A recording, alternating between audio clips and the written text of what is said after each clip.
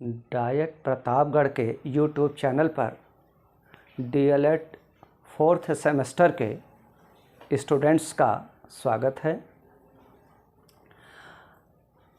सामाजिक विषय में एक टॉपिक है भारत के प्राकृतिक प्रदेश। भारत के प्राकृतिक प्रदेश जिसके अंतर्गत हम लोगों ने उत्तर के पर्वतीय क्षेत्र का अध्ययन किया है। अब उत्तर का विशाल मैदान, इसके बाद पढ़ेंगे प्रायद्वीपीय पठार, फिर समुद्र तटीय मैदान तथा द्वीप समूह। क्योंकि भारतीय भौगोलिक संस्थान द्वारा भारत को जब प्राकृतिक प्रदेशों में विभाजित करने की बात आती है तो भारत को मुख्यतः 4 भूआकृतिक प्रदेशों में या प्राकृतिक प्रदेशों में विभाजित किया जाता है। ये बृहद प्राकृतिक प्रदेश हैं। इसके बाद इनको कई लघु और सूक्ष्म प्राकृतिक प्रदेशों में भी विभाजित किया गया है। इसमें हम लोग उत्तर के पर्वतीय क्षेत्र के पश्चात उत्तर के विशाल मैदान का अध्ययन कर रहे हैं। उत्तर के विशाल मैदान की बात हो रही है। उत्तर के विशाल मैदान का जो विस्तार है यह उत्तर के पर्वतीय क्षेत्र तथा प्रायद्वीपीय पठार के मध्य 7.5 लाख स्क्वायर किलोमीटर क्षेत्रफल में फैला हुआ है। उत्तर का विशाल मैदान, उत्तर के विशाल मैदान का जो विस्तार है वह पश्चिम से पूर्व तक लगभग 2400 किलोमीटर की लंबाई में है। उत्तर के विशाल मैदान को मुख्यतः 2 पार्ट्स में डिवाइड किया जाता है। पहला पार्ट तो हो जाता है थार मरुस्थल। पहला हो गया थार मरुस्थल, भी उत्तर के विशाल मैदान का ही एक भाग है। थार मरुस्थल और दूसरा भाग है सतलज गंगा एवं ब्रह्मपुत्र, सतलज गंगा तथा ब्रह्मपुत्र का मैदान, सतलज गंगा तथा ब्रह्मपुत्र का मैदान। तो सबसे पहले हम लोग थार मरुस्थल की बात कर रहे हैं। थार मरुस्थल का विस्तार है अरावली पर्वत श्रृंखला के पश्चिम में भारत के राजस्थान राज्य में 1.7 लाख स्क्वायर किलोमीटर क्षेत्रफल में थार मरुस्थल का विस्तार है। थार मरुस्थल मध्यजीवी महाकल्प में समुद्र में डूबा हुआ था। मेसोजोइक एरा में यह समुद्र में डूबा हुआ था। नवजीवी महाकल्प जो सिनोजोइक या कैनोजोइक एरा है उसमें थार मरुस्थल समुद्र के बाहर आया। जब यह समुद्र के बाहर आया उस समय यह अत्यंत उपजाऊ भूभाग था।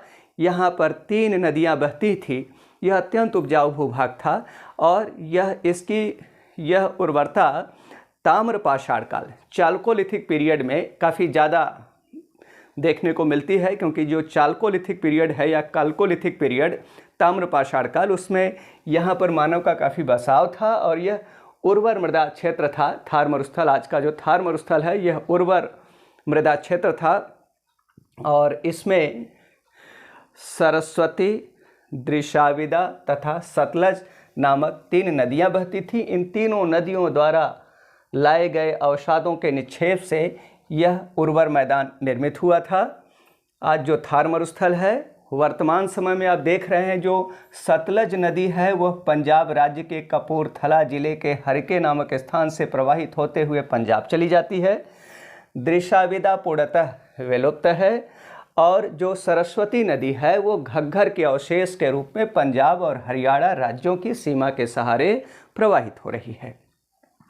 वर्तमान समय में हम लोग थार मरुस्थल की बात कर रहे हैं तो यह यहाँ पर मानसूनी पवनें आती हैं, वो क्या होता है, उनका अवरोध उत्पन्न नहीं हो पाता।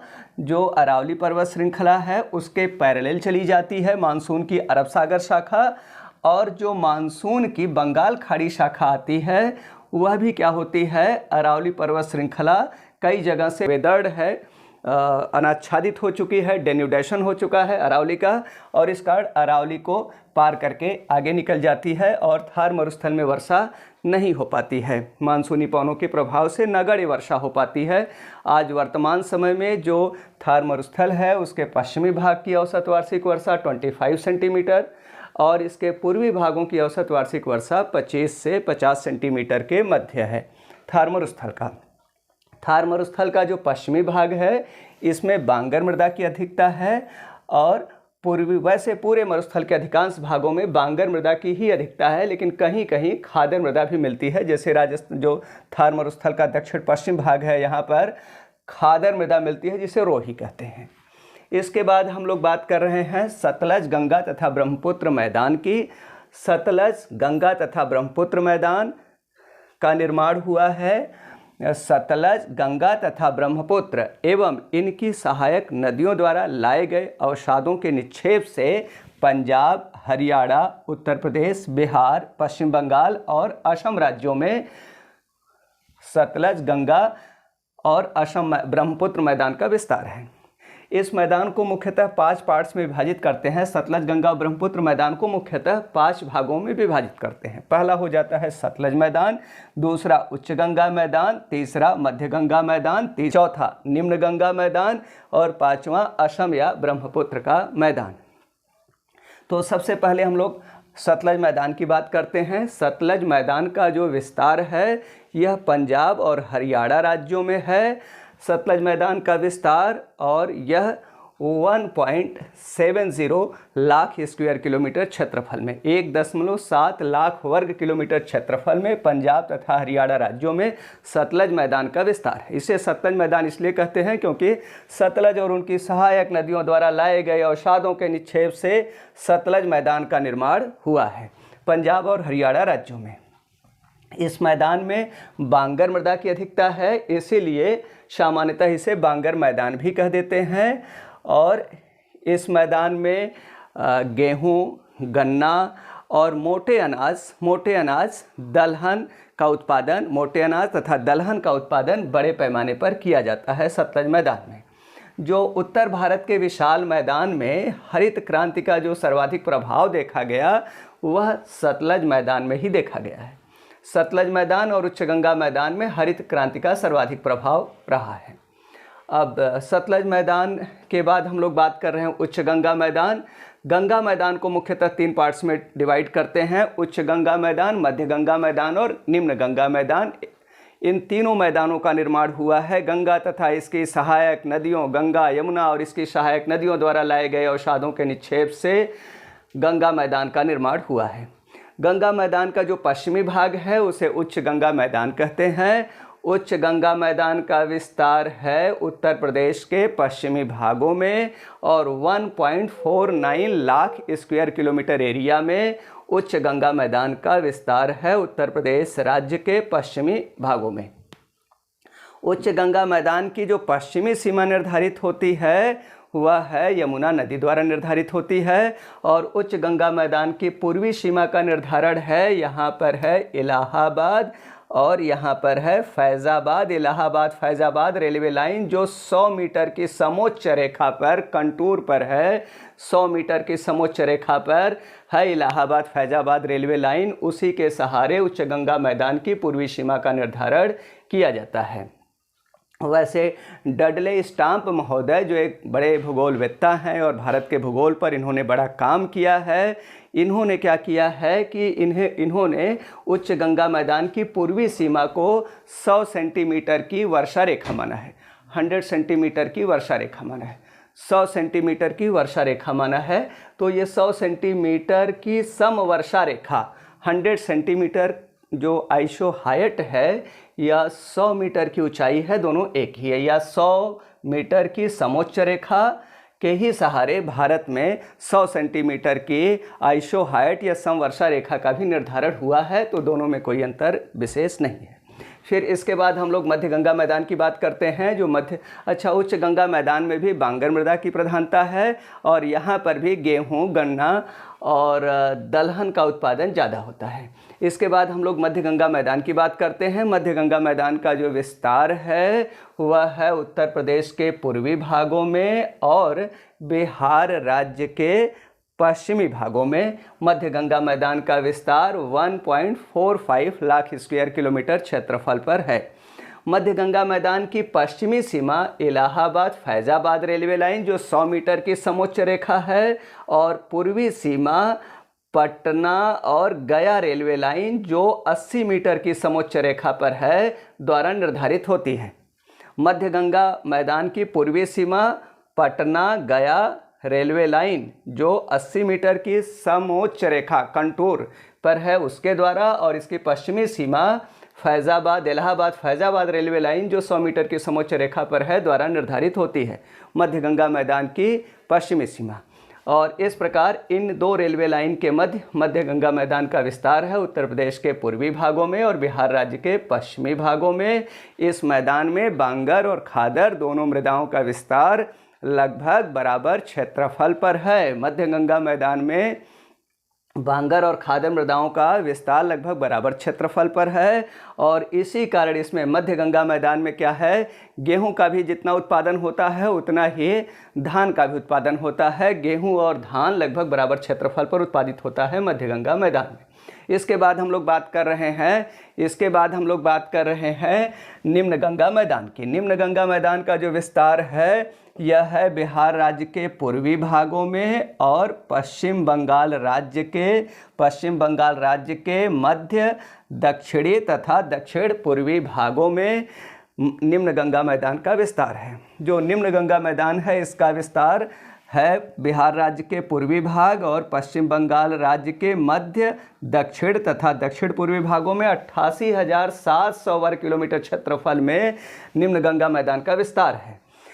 जो निम्न गंगा मैदान है इसमें खादर मृदा की अधिकता है, क्योंकि यहाँ पर क्या होता है, वर्षा ऋतु में यह मैदान अक्सर बाढ़ग्रस्त हो जाया करती है, और इस मैदान में यह अक्सर बाढ़ग्रस्त हो जाया करती है। वर्षा ऋतु में यह नदियों की बाढ़ की सीमा के अंदर इसका अधिकांश भूभाग आ जाता है निम्न गंगा मैदान का, और इसी कारण जो निम्न गंगा मैदान है उसमें क्या होता है, जो कृषि है ऐसे फसलों की खेती की जाती है जिसमें जल की अधिक आवश्यकता है। विशेष रूप से यहाँ पर धान की सर्वाधिक कृषि की जाती है। यहाँ पैडी कल्चर के लिए जाना जाता है ये निम्न गंगा मैदान। धान और मछली, यहाँ पर छोटे छोटे जो गड्ढे होते हैं, गर्त होते हैं, उसमें वर्षा का जल भरा रहता है। वर्ष के अधिकांश समय यह जल भरा रहता है जिसमें मत्स्य उत्पादन होता है। आंतरिक जल मत्स्यायन यहाँ बड़े पैमाने पर होता है, और जो पश्चिम बंगाल का तटवर्ती भाग है वहाँ पर भी समुद्री या बाह्य जल मत्स्यायन या खारा जल मत्स्यायन या सागरी मत्स्यायन भी बड़े पैमाने पर होता है। तो यहाँ के कल्चर में है चावल और मछली, यहाँ लोग खाना अधिक पसंद करते हैं। और हम लोग बात करें यही जो अगर जितने भी यहाँ पर हम लोग मैदान देख रहे हैं उसमें सबसे कम ढाल प्रवणता इसी निम्न गंगा मैदान की है। निम्न गंगा मैदान की ढाल प्रवणता 2 सेंटीमीटर प्रति किलोमीटर हो जाती है, और यहाँ पर कोलकाता के निकट तो इसकी समुद्र तल से ऊंचाई मात्र 6 मीटर रह जाती है। और यहाँ जबकि हम लोग जैसे उच्च गंगा मैदान के समुद्र तल से उच्च गंगा मैदान का अगर ढाल देखते हैं तो इसकी 24 सेंटीमीटर प्रति किलोमीटर ढाल है, जबकि असम मैदान का ढाल देखते हैं तो 12 सेंटीमीटर प्रति किलोमीटर असम मैदान का ढाल है। अब हम लोग बात कर रहे हैं असम मैदान का विस्तार कहाँ पर है।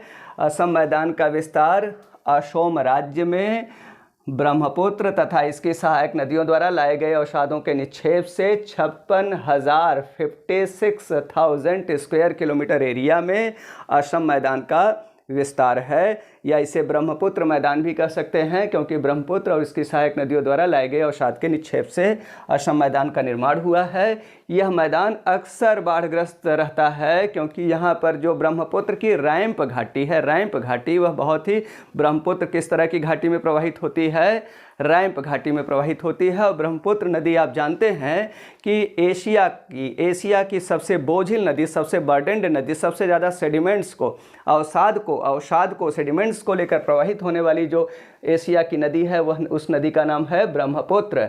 तो जो ब्रह्मपुत्र नदी है अपनी जो रैंप घाटी है उसमें जब प्रवाहित होती है तो इसकी तली में सेडिमेंट्स का निक्षेप होता रहता है, और इसी कारण ब्रह्मपुत्र नदी की घाटी का तलोच्चयन हो रहा है, अपग्रेडेशन हो रहा है। ब्रह्मपुत्र नदी की घाटी का तलोच्चयन हो रहा है, जिसके कारण क्या होता है कि इसकी घाटी की गहराई घट रही है। वर्षा ऋतु में जब भी ब्रह्मपुत्र नदी में जल का आयतन बढ़ता है तो वह नदी की बाढ़ की सीमा के बाहर जल का प्रवाह शुरू हो जाता है, और वर्षा और इसके जो असम राज्य में छोटे छोटे जो गर्त हैं उसमें वर्षा का जल भर जाता है, जिसे यहाँ पर झीलों का निर्माण होता है, जिन्हें स्थानीय भाषा में बिल कहते हैं।